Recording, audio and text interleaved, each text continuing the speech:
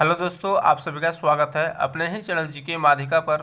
दोस्तों, आज के इस वीडियो में स्टेट एग्जाम 2024 के लिए प्लेटफॉर्म बुक वॉल्यूम 1 से टेस्ट सीरीज 4 देखेंगे, जिसमें दोस्तों पेडागोजी एंड अदर स्किल से 50 प्रश्न देखेंगे, जो दोस्तों आपके एग्जाम के लिए काफ़ी हेल्पफुल रहेगा। इसलिए दोस्तों वीडियो के अंत तक बने रहेगा। अगर चैनल पर नए हैं तो चैनल को सब्सक्राइब जरूर कर लीजिएगा।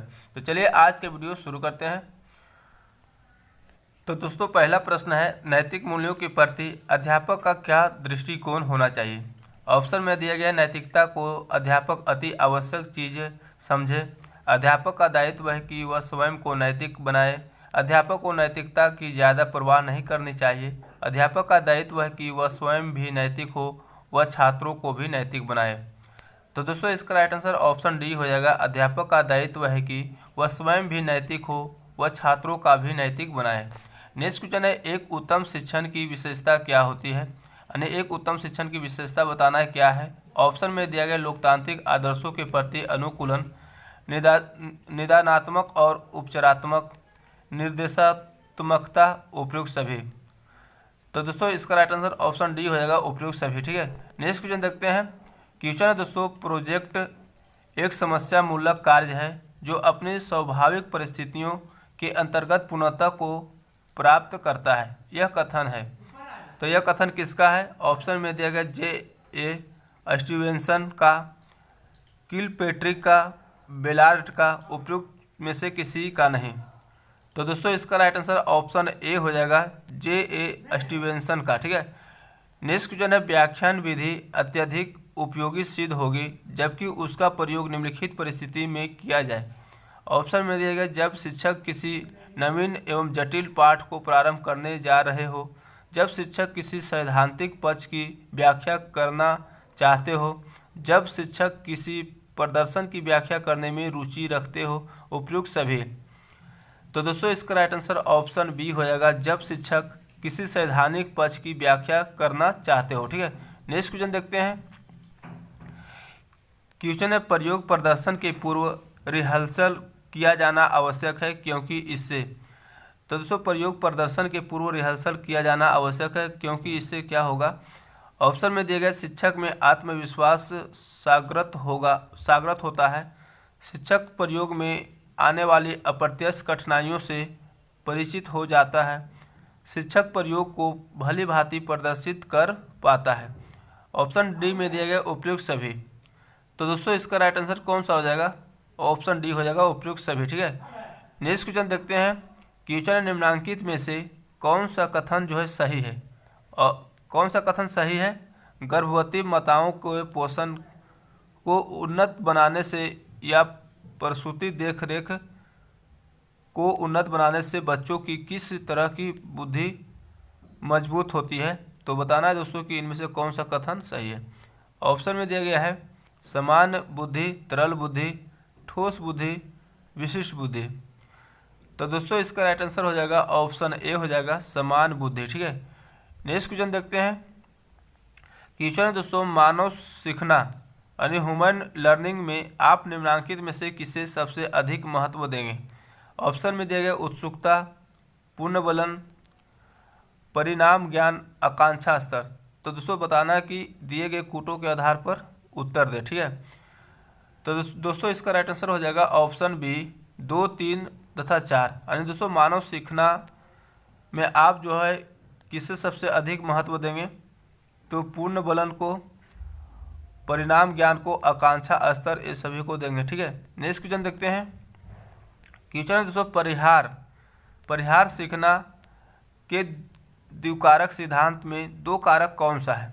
तो परिहार सीखना के द्विकारक सिद्धांत में जो है दो कारक कौन सा है बताना है। ठीक है, ऑप्शन में दिया गया, सामान्यीकरण तथा विभेदन, धनात्मक पूर्णबलन तथा ऋणात्मक पूर्णबलन, क्लासिकी अनुबंधन के नियम तथा साधनात्मक अनुबंधन के नियम, सतत पूर्णबलन तथा आंशिक पूर्णबलन। तो दोस्तों, इसका राइट आंसर ऑप्शन सी हो जाएगा, क्लासिक अनुबंधन के नियम तथा साधनात्मक अनुबंधन के नियम। ठीक है, नेक्स्ट क्वेश्चन देखते हैं। क्वेश्चन है, सैगलीमैन के अनुसार प्रयोगात्मक परिस्थिति में प्राणियों में विषाद का एक मुख्य कारण क्या होता है। ऑप्शन में दिया गया परिहार अनुबंधन, पुरस्कार सीखना, अर्जित निस्सहायता, उन्मुक्ति अनुबंधन। तो दोस्तों इसका राइट आंसर ऑप्शन सी हो जाएगा, अर्जित निस्सहायता। ठीक है। नेक्स्ट क्वेश्चन है, यह विश्वास के सीखने की प्रक्रिया में त्रुटि का होना एक आवश्यक कदम है और यह विश्वास ने शिक्षाकर्ताओं को उन्हें पूर्णतः समाप्त करने की प्रविधियों को ढूंढने से रोका है। इसके फलस्वरूप एक नई प्रविधि बनाई गई है जिसके द्वारा अनेक निष्पाद की असफलताओं को समाप्त किया जा सकता है। इस प्रविधि को क्या कहा जाता है? ऑप्शन में दिया गया प्रोजेक्ट कार्य, दत्त कार्य, कार्यक्रमित निर्देश पहेली। तो दोस्तों इसका राइट आंसर ऑप्शन बी हो जाएगा, दत्त कार्य कहा जाता है। ठीक है। नेक्स्ट क्वेश्चन देखते हैं। क्वेश्चन है, टॉलमैन का लोकप्रिय सिद्धांत क्या है? तो टॉलमैन का लोकप्रिय सिद्धांत बताना इनमें से क्या है? ऑप्शन में दिया गया प्रत्याशा सिद्धांत, अवरोध सिद्धांत, बाधा सिद्धांत, संबंध परक सिद्धांत। तो दोस्तों इसका राइट आंसर कौन सा हो जाएगा? ऑप्शन ए हो जाएगा, प्रत्याशा सिद्धांत। ठीक है। नेक्स्ट क्वेश्चन है, कक्षा में नया पाठ पढ़ाने से पहले शिक्षक को क्या कर लेना चाहिए? ऑप्शन में दिया गया बच्चों का हाल चाल पूछ लेना चाहिए, पिछले दिन पढ़ाए गए पाठ के संबंध में छात्रों की समस्याओं का निवारण कर लेना चाहिए, नए पाठ के बारे में बच्चों की रुचि और जिज्ञासा पैदा कर लेनी चाहिए, बच्चों को बता देना चाहिए कि वे नए पाठ के लिए दत्तचित्त होकर तैयार हो जाएं। तो दोस्तों इसका राइट आंसर हो जाएगा ऑप्शन सी, कक्षा में नए पाठ पढ़ाने से पहले शिक्षक को जो है नए पाठ के बारे में बच्चों की रुचि और जिज्ञासा पैदा कर लेनी चाहिए। ठीक है।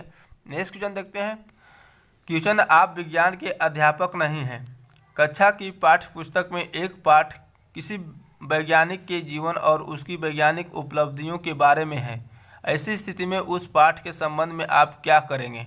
ऑप्शन में दिया गया छात्रों से कह देंगे कि वे उस पाठ को स्वयं पढ़ ले, स्कूल में विज्ञान के अध्यापक से अनुरोध करेंगे कि वह आपकी कक्षा के छात्रों को वह पाठ पढ़ा दें, स्वयं उस वैज्ञानिक के जीवन और उसकी वैज्ञानिक उपलब्धियों के बारे में पढ़कर छात्रों को स्वयं वह पाठ पढ़ाएंगे, उपयुक्त में से कोई नहीं। तो दोस्तों इसका राइट आंसर ऑप्शन सी हो जाएगा, स्वयं उस वैज्ञानिक के जीवन और उसकी वैज्ञानिक उपलब्धियों के बारे में पढ़कर छात्रों को स्वयं वह पाठ पढ़ाएंगे। ठीक है। नेक्स्ट क्वेश्चन है, संविधान में शिक्षा को किस सूची में सम्मिलित किया गया है? तो संविधान में जो है शिक्षा को किस सूची में सम्मिलित किया गया है? ऑप्शन में दिया गया केंद्र सूची में, राज्य सूची में, समवर्ती सूची में, उपयुक्त में से सभी में। तो दोस्तों इसका राइट आंसर ऑप्शन सी हो जाएगा, समवर्ती सूची में। ठीक है। नेक्स्ट क्वेश्चन है, ग्रामीण क्षेत्रों में अच्छी शिक्षा की व्यवस्था हेतु राष्ट्रीय शिक्षा नीति 1986 में जिला स्तर पर निम्नलिखित विद्यालयों को खोलने का संकल्प किया है। ऑप्शन में दिया गया केंद्रीय विद्यालय, सैनिक विद्यालय, नवोदय विद्यालय, आश्रम विद्यालय। तो दोस्तों इसका राइट आंसर ऑप्शन सी हो जाएगा, नवोदय विद्यालय। ठीक है। नेक्स्ट क्वेश्चन देखते हैं। दोस्तों क्वेश्चन है, अध्यापक मुख्य रूप से किसके प्रति जवाबदेही होता है? तो अध्यापक मुख्य रूप से जो है किसके प्रति जवाबदेही होता है? ऑप्शन में दिया गया प्रधानाचार्य के प्रति, अभिभावकों के प्रति, समाज व छात्रों के प्रति, सरकार के प्रति। तो दोस्तों इसका राइट आंसर हो जाएगा ऑप्शन सी, समाज व छात्रों के प्रति। ठीक है। नेक्स्ट क्वेश्चन है, इकाई पाठ योजना को सफल बनाने के लिए अध्यापक को क्या करना चाहिए? ऑप्शन में दिया गया विभिन्न इकाइयों के बीच अंतर संबंध बनाए रखना चाहिए, इकाइयों को पुनः तत्वों में विभाजित करना चाहिए, हर इकाई की मूल्यांकन प्रक्रिया पूर्व निर्धारित होनी चाहिए, उपयुक्त सभी। तो दोस्तों इसका राइट आंसर ऑप्शन डी हो जाएगा, उपयुक्त सभी। ठीक है। नेक्स्ट क्वेश्चन देखते हैं।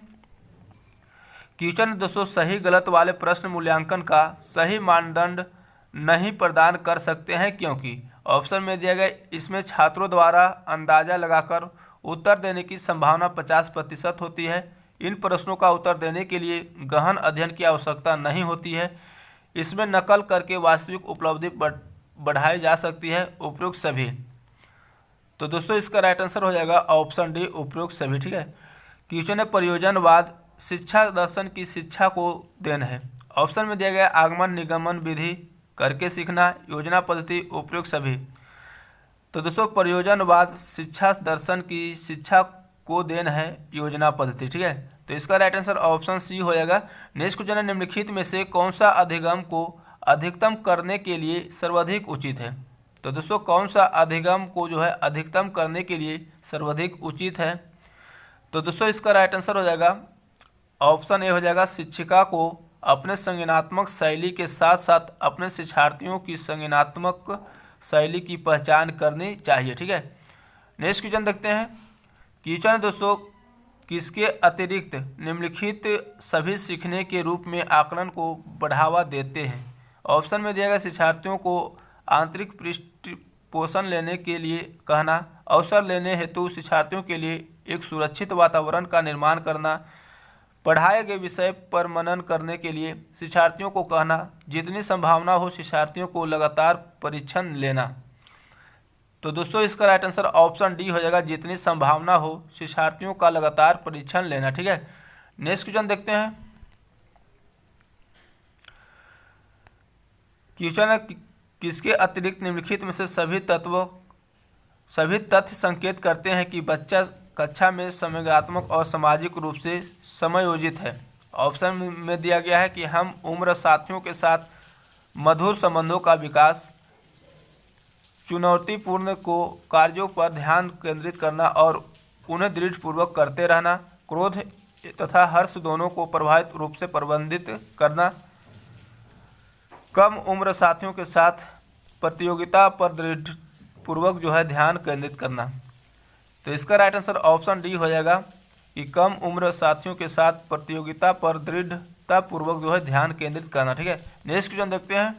क्वेश्चन है, शिक्षार्थियों का आत्मनियमन किसकी ओर संकेत करता है। तो दोस्तों शिक्षार्थियों का आत्मनियमन जो है किसकी ओर संकेत करता है। ऑप्शन में दिए गए विद्यार्थियों के व्यवहार के लिए विनियमन बनाना, विद्यार्थियों निकाय द्वारा बनाए गए नियम विनियमन, स्वयं अनुशासन और नियंत्रण, अपने सीखने का स्वयं पर्यवेक्षण करने की उनकी योग्यता।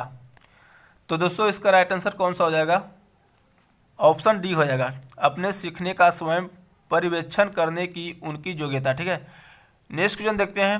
क्वेश्चन दोस्तों, निःशक्त बच्चों के लिए समेकित शिक्षा की केंद्रित प्रायोजित योजना का उद्देश्य है खाली स्थान में निःशक्त बच्चों को शैक्षिक अवसर उपलब्ध कराना। तो किसमें जो है निःशक्त बच्चों को शैक्षिक अवसर उपलब्ध कराना है। ऑप्शन में दिए गए विशेष विद्यालयों, मुक्त विद्यालयों, ब्लाइंड रिलीफ एसोसिएशन के विद्यालयों में, नियमित विद्यालयों में। तो दोस्तों इसका राइट आंसर ऑप्शन डी हो जाएगा, नियमित विद्यालयों में जो है निःशक्त बच्चों को शैक्षिक अवसर उपलब्ध कराना, ठीक है। नेक्स्ट क्वेश्चन देखते हैं। क्वेश्चन है दोस्तों, सार्थक अधिगम है। सार्थक अधिगम क्या है। ऑप्शन में दिया गया निजी अनुभवों से ज्ञान की संरचनाओं का सक्रिय निर्माण, उद्दीपक तथा उत्तर के बीच जुगमन और साहचर्य, वयस्कों और अधिक सक्षम साथियों का अनुकरण, दी गई सूचना का निष्क्रिय ग्रहण। तो दोस्तों इसका राइट आंसर ऑप्शन ए हो जाएगा, सार्थक अधिगम है जो निजी अनुभवों से ज्ञान की संरचनाओं का सक्रिय निर्माण है, ठीक है। नेक्स्ट क्वेश्चन देखते हैं। क्वेश्चन सभी विद्यार्थियों में अपनेपन या संबंधता की भावना विकसित करने के लिए एक अध्यापिका को क्या करना चाहिए। ऑप्शन में दिए गए ऐसे उदाहरण देने चाहिए जो रूढ़िवादों को सक्रिय करे, केवल प्रभुत्व संस्कृतियों के त्यौहार ही मनाए, गौण समझे जाने वाले समूहों से आने वाले विद्यार्थियों के अनुभवों को अनदेखा करे, विविधता और व्यक्तिगत विभिन्नताओं के प्रति सम्मान पैदा करे। तो दोस्तों इसका राइट आंसर ऑप्शन डी हो जाएगा, विविधता और व्यक्तिगत विभिन्नताओं के प्रति सम्मान पैदा करे, ठीक है। नेक्स्ट क्वेश्चन देखते हैं। क्वेश्चन निम्नलिखित में से कौन सा अधिगम के आकलन को उजागर करता है। तो कौन सा अधिगम के आकलन को उजागर करता है। ऑप्शन में दिया गया शिक्षक किसी विद्यार्थी के निष्पादन का आकलन दूसरे के निष्पादन की तुलना में करता है। शिक्षक विद्यार्थियों की चिंतन प्रक्रियाओं पर ध्यान देने के अलावा उनकी अवधारणात्मक समझ का भी आकलन करता है। शिक्षक मानक उत्तरों से विद्यार्थियों के उत्तरों की तुलना करके उनका आकलन करना है। शिक्षक पाठ्यपुस्तकों में दी गई जानकारी के आधार पर विद्यार्थियों का आकलन करता है। तो कौन सा ऑप्शन इसका सही हो जाएगा। ऑप्शन बी सही हो जाएगा। ठीक है, शिक्षार्थी विद्यार्थियों के चिंतन प्रक्रियाओं पर ध्यान देने के अलावा उनकी अवधारणात्मक समझ का भी आकलन करता है। ठीक है, नेक्स्ट क्वेश्चन देखते हैं। क्वेश्चन है, विद्यार्थियों का प्रभावशाली अधिगम के लिए निम्नलिखित में से कौन सा शिक्षक के प्रारंभिक कार्यों में से एक नहीं है। ऑप्शन में दिए गए बच्चों को यह सीखना कि वे अपने अधिगम प्रयासों को कैसे देखकर सुधार सकते हैं, विद्यार्थियों के उपदेशात्मक विधि से सूचना प्रदान करना, विद्यार्थियों की उन धारणाओं को जानना जिन्हें लेकर वे कक्षा में आते हैं, विद्यार्थियों में उपचार स्तर के प्रश्नों के उत्तर की अपेक्षा करना। तो दोस्तों इसका राइट आंसर ऑप्शन बी हो जाएगा, विद्यार्थियों के उपदेशात्मक विधि से सूचना प्रदान करना। ठीक है, नेक्स्ट क्वेश्चन देखते हैं। क्वेश्चन निम्नलिखित में से कौन सा कथन भाषा और विचार के बारे में पियाजे और वाइगोत्स्की की दृष्टिकोण का सही वर्णन करता है। ऑप्शन में दिए गए दोनों भाषा को बच्चे के विचारों से जन्म लेते हुए मानते हैं। वाइगोत्स्की के अनुसार पहले विचार जन्म लेता है और पियाजे के अनुसार भाषा का विचार पर भारी प्रभाव पड़ता है। पियाजे के अनुसार पहले विचार जन्म देता है और वाइगोत्स्की के अनुसार भाषा का विचार पर भारी प्रभाव पड़ता है। दोनों मानते हैं कि बच्चे की भाषा से विचार जन्म लेते हैं। तो दोस्तों इसका राइट आंसर ऑप्शन सी हो जाएगा, पियाजे के अनुसार पहले विचार जन्म देता है और वाइगोत्स्की के अनुसार भाषा का विचार पर भारी प्रभाव पड़ता है। ठीक है, नेक्स्ट क्वेश्चन देखते हैं। क्वेश्चन है, शिक्षा का अधिकार अधिनियम 2009 के अनुसार विशेष आवश्यकता वाले बच्चों को पढ़ाना चाहिए। ऑप्शन में दिए गए व्यावसायिक प्रशिक्षण केंद्र में जो उन्हें जीवन कौशलों के लिए तैयार करेंगे, घर पर माता पिता और देखभाल करने वालों के साथ जो उन्हें आवश्यक सहायता उपलब्ध कराए, खासतौर पर उन्हीं के लिए बनाए गए विशेष विद्यालयों में, समावेशी शिक्षा व्यवस्था में इस प्रावधान के साथ कि उनकी व्यक्तिगत आवश्यकताओं की पूर्ति की जा सके। तो दोस्तों इसका राइट आंसर हो जाएगा ऑप्शन डी, समावेशी शिक्षा व्यवस्था में इस प्रावधान के साथ कि उनकी व्यक्तिगत आवश्यकताओं की पूर्ति की जा सके। ठीक है, नेक्स्ट क्वेश्चन देखते हैं। क्वेश्चन है दोस्तों, बुद्ध के जन्म का प्रतीक क्या है। तो बुद्ध के जन्म का प्रतीक बताना क्या है। ऑप्शन में दिया गया कमल और साढ़, घोड़ा, बाघ, बोधि वृक्ष। तो दोस्तों इसका राइट आंसर ऑप्शन ए हो जाएगा, कमल और साढ़। ठीक है, नेक्स्ट क्वेश्चन है, कौन चंपारण सत्याग्रह से संबंधित नहीं है। तो कौन जो है चंपारण सत्याग्रह से संबंधित नहीं है। ऑप्शन में दिए गए जेबी कृपलानी, राजेंद्र प्रसाद, जवाहरलाल नेहरू, ब्रज किशोर प्रसाद। तो दोस्तों इसका राइट आंसर ऑप्शन सी हो जाएगा, जवाहरलाल नेहरू। ठीक है, चंपारण सत्याग्रह किसने शुरू किया था दोस्तों। तो 1917 में महात्मा गांधी के द्वारा शुरू किया गया था। ठीक है, नेक्स्ट क्वेश्चन है दोस्तों, वेनेजुएला के घास के मैदान को क्या कहते हैं। ऑप्शन में दिए गए पंपास, सवाना, बेल्ट, लानोस। तो दोस्तों इसका राइट आंसर कौन सा हो जाएगा, ऑप्शन डी हो जाएगा, वेनेजुएला के घास के मैदान को जो है लानोस कहते हैं। तो इसका डी राइट आंसर हो जाएगा। नेक्स्ट क्वेश्चन देखते हैं।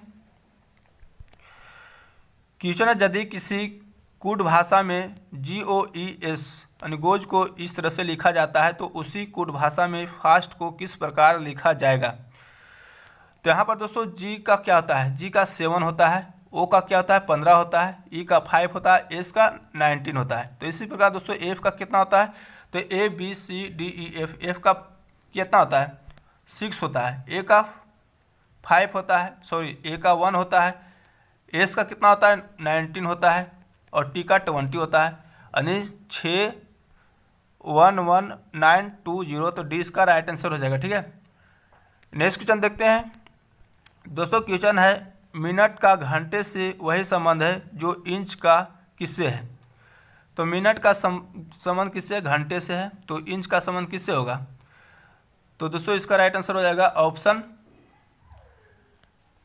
बी हो जाएगा, फुट से। ठीक है, नेक्स्ट क्वेश्चन देखते हैं। निम्नलिखित विकल्पों में से उस शब्द का चयन करें जिसे दिए गए शब्द के अक्षरों का उपयोग करके नहीं बनाया जा सकता है। यानी दिए गए अक्षर जो है इसका उपयोग करके नहीं बनाया जा सकता है। तो दोस्तों TR, तो TR इसमें है, O भी है, P है, H है और Y दोस्तों इसमें नहीं है, इसमें Y नहीं है और इसमें Y है। तो यही दोस्तों नहीं बनाया जा सकता है। तो A इसका राइट आंसर हो जाएगा। नेक्स्ट क्वेश्चन देखते हैं। क्वेश्चन दिए गए विकल्पों में से उस संख्या का चयन करें जो निम्नलिखित श्रेणी में अगले स्थान पर आएगी। अब दोस्तों अगले स्थान पर क्या आएगी बताना है। यहाँ पर दिया गया 17, 36, 76, 158, 158 के बाद क्या आएगा बताना है। तो यहाँ पर दोस्तों कैसे किया गया है, तो 17 गुने 2 प्लस 2 करते हैं तो कितना आता है, 36 आता है। इसी प्रकार दोस्तों 36 गुने 2 प्लस 4 करेंगे तो 76 आएगा, और 76 गुने 2 प्लस 6 करेंगे तो 158 आएगा, और 158 गुने 2 प्लस 8 करेंगे तो दोस्तों 324 आएगा। तो इसका राइट आंसर ऑप्शन बी हो जाएगा। नेक्स्ट क्वेश्चन देखते हैं। क्वेश्चन है दोस्तों, दिए गए पैटर्न का ध्यानपूर्वक अध्ययन करें और उस संख्या का चयन करें जो इसमें प्रश्न चिन्ह का स्थान पर आ सकती है। अब दिया गया दोस्तों यहाँ पर 121 है, यहाँ पर क्या आएगा बताना है। तो दोस्तों सबसे पहले क्या करेंगे, 7 गुने 8 करेंगे, 7 गुने 8, 7 गुने 8, 8 7 56 हो गया। अब दोस्तों 56 को क्या करेंगे, 5 प्लस 6 करेंगे और स्क्वायर कर देंगे तो 6 5 11 यानी 121 होगा। इसी प्रकार 6 गुने 5 करेंगे तो 30, और 3 प्लस 0 करेंगे और उसका स्क्वायर करेंगे तो 9 हो जाएगा, ठीक है। अब 3 गुने 4 तो 12 हो जाएगा, और 1 प्लस 2 का स्क्वायर कर देंगे तो 9 हो जाएगा, यानी 9 यहाँ पर आ जाएगा, ठीक है। तो 9 इसका राइट आंसर ऑप्शन ए हो जाएगा। नेक्स्ट क्वेश्चन देखते हैं। क्वेश्चन है दोस्तों, धूपगढ़ किस पर्वत क्षेत्र के सर्वोच्च चोटी है। तो दोस्तों बताना है कि धूपगढ़ जो है किस पर्वत क्षेत्र की सर्वोच्च चोटी है। ऑप्शन में दिया गया अरावली, सतपुड़ा, नीलगिरी, हिमालय। तो इसका राइट आंसर ऑप्शन बी हो जाएगा, सतपुड़ा, ठीक है। नेक्स्ट क्वेश्चन है, पुस्तक वी आर डिस्प्लेस्ड का लेखक कौन है। ऑप्शन में दिया गया सुधा मेनन, अमित लोढ़ा, मलाला यूसुफजई और यशवंत सिन्हा। तो दोस्तों इसका राइट आंसर ऑप्शन सी हो जाएगा, मलाला यूसुफजई, ठीक है। नेक्स्ट क्वेश्चन देखते हैं। क्वेश्चन है दोस्तों, नाथपा झाकड़ी परियोजना निम्नलिखित में से किस नदी पर अवस्थित है। ऑप्शन में दिया गया ब्यास, झेलम, रावी, सतलज। तो दोस्तों इसका राइट आंसर ऑप्शन डी हो जाएगा, सतलज नदी पर, ठीक है। नेक्स्ट क्वेश्चन देखते हैं।